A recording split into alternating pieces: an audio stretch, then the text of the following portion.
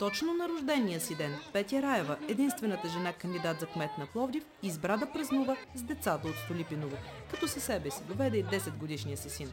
Раева е издигната от ДПС и в квартала и малки, и големи знаят името й. За разлика от другите кандидати за градоначалник, това не е първото посещение на Петя в етническия квартал. Аз от години се занимавам с подпомагане на деца в трудно материално положение. Има деца, които сме ги спонсорирали, в момента вече са студенти. Част от тези деца са и от малцинствата, а други деца са тези, които не могат да си намерят жилища, не могат да си купят тетрадки за първи учебен ден. Скандират Петя, радвам се.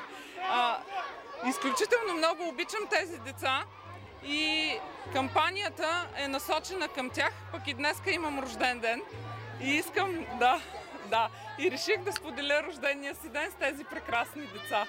За радост на децата в Столипиново, Петя Раева пя с тях песнички, бе организирала игри с клоуни, а за всички имаше и подаръци.